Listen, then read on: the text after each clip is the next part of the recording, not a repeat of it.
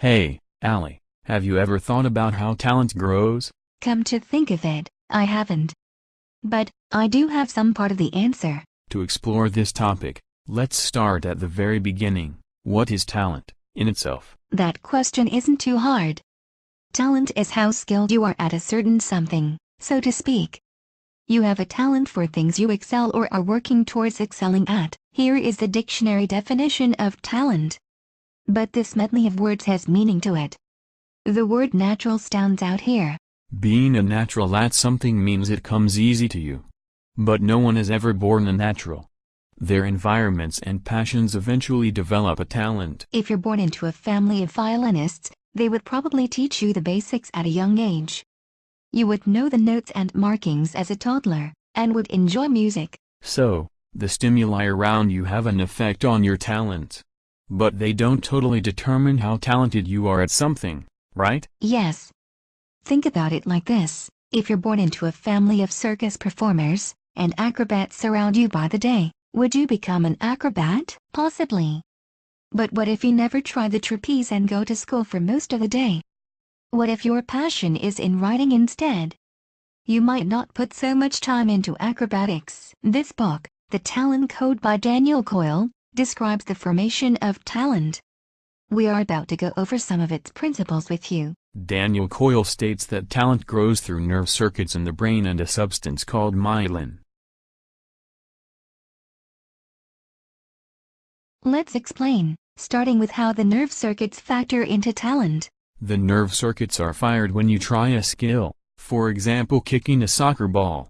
When you kick it perfectly, that's the nerve circuit firing at precisely the right moment. If the nerve circuit is fired just a tiny bit off, you kick it too hard or too soft and you miss. That's how precise the firing has to be inside your brain.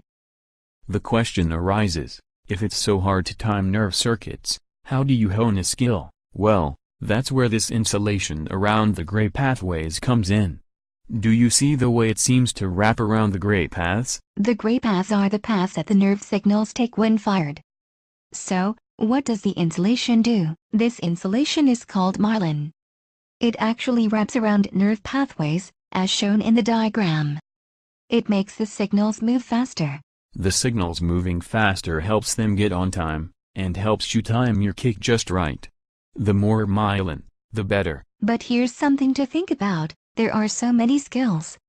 How does the myelin decide to wrap around this skill you're practicing rather than a random one? Myelin has an answer for that one, too. Myelin wraps around the nerve pathways that are used most often. For example, the more you practice the clarinet, the more myelin will grow. So, when you practice something, you're growing skill but more importantly growing myelin. Myelin growth is more stimulated when you're younger. That's why it's harder to learn a language or instrument when you're older. Exactly. Okay, now let's review the basic points. Nerve circuits in your brain help you build talent when practicing a skill.